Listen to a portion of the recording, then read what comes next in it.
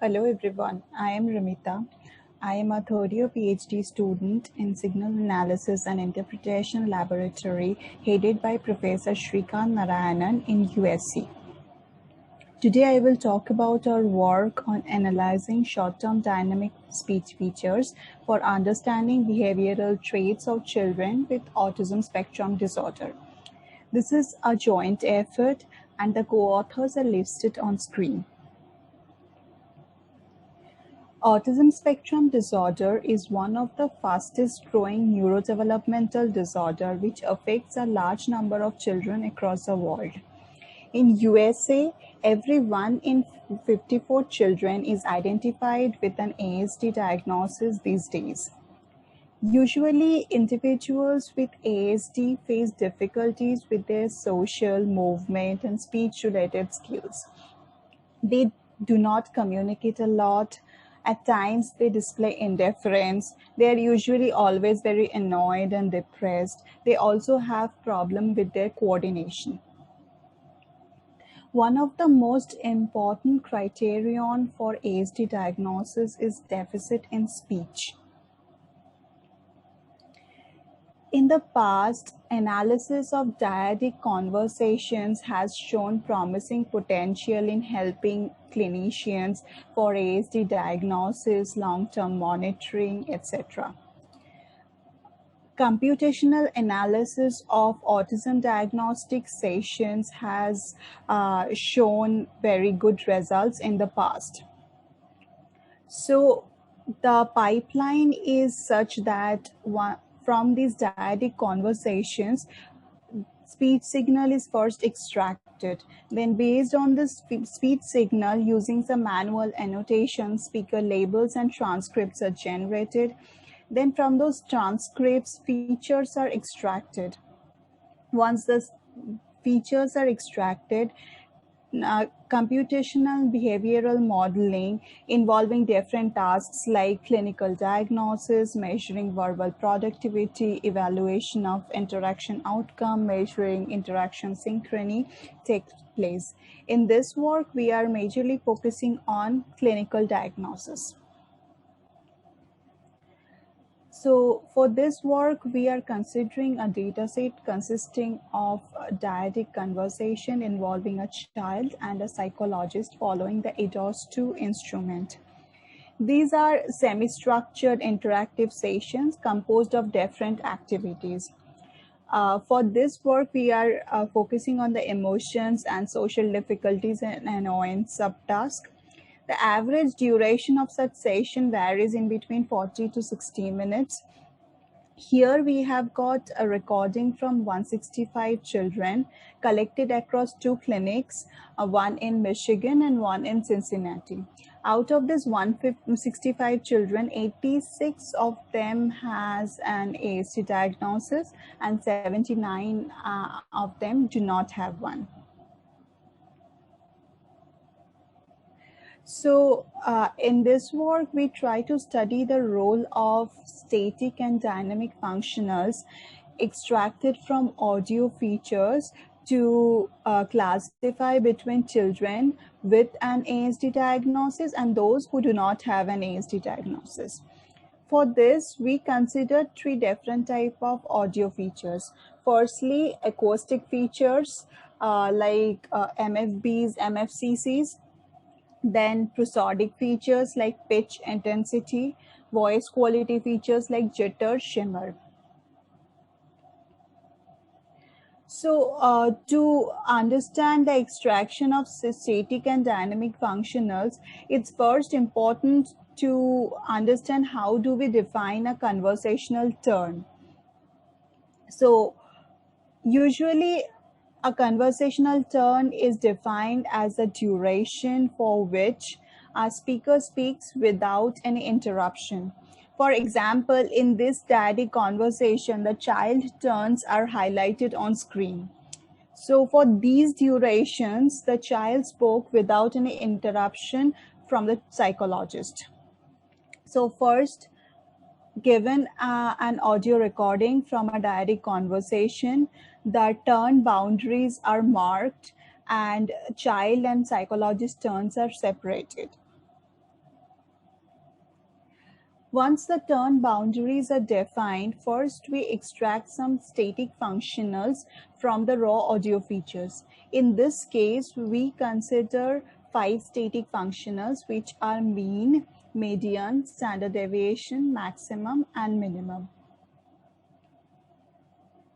We also extract dynamic functionals from the audio features. So to extract the dynamic functionals, what we do is we uh, we subtract the raw audio features from consecutive turn pairs to calculate these dynamic functionals. And for dynamic functionals, we consider 3 different types or 3 different pairs, which are child to psychologist, and psychologist to psychologist. For example, when we are trying to calculate the child to psychologist first order dynamic functional, which is shown with red arrows, we basically subtract the raw audio feature values from the consecutive child and psychologist turns. In the same way, we calculate other higher order dynamic functionals too, but in those cases, instead of subtracting the raw audio features, we subtract the previous lower order dynamic functional values from consecutive turn pairs. We set up 2 different experiments for this work. Firstly, we calculate the Spearman's correlation matrix of the static and dynamic functionals with respect to a clinical severity rating known as the calibrated severity score. The calibrated severity score is a rating from 0 to 10, which basically denotes the severity symptoms of the child. It's important to note here, to calculate the correlation of static functionals with respect to CSS, we only consider the functionals calculated from child turns.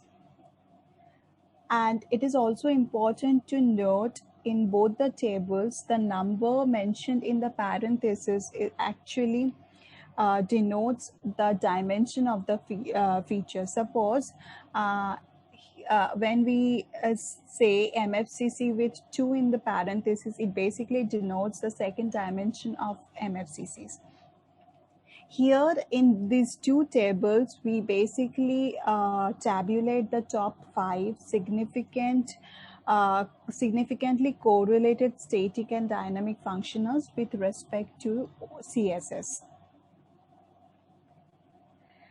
Next, we set up a binary classification experiment where we feed the audio features to classify between children with an ASD diagnosis and children who do not have an ASD diagnosis. So the experiment is set up like this. First, from the conversation, the speech signals are separated and the turn boundaries are marked. Once the turn boundaries are marked, feature extraction takes place. In this step, we basically extract the audio features, and subsequently we extract the static and dynamic functionals from those audio features. Next, we calculate the Spearman's correlation matrix with respect to CSS and the static and dynamic functionals extracted from those audio features. After the feature selection, the selected features are fed to a classifier to predict the labels ASD and non-ASD. In this case, depending on the absolute correlation matrix values, we are selecting the features. And it is needless to say that obviously the performance of feature selection actually impacts the performance of the classification stage a lot. Here we have considered 5 fundamental classifiers to classify the behavioral patterns of children with and without ASD diagnosis. We considered k-nearest neighbors, logistic regression, naive Bayes, random forest, and support vector machines. And we have seen in every case, a combination of static and dynamic functionals has performed the best, especially a combination of static and first order dynamic functional. So to conclude, we learned that a combination of static and dynamic functionals extracted from the audio features carry meaningful insights in classifying the behavioral patterns of children with and without ASD diagnosis.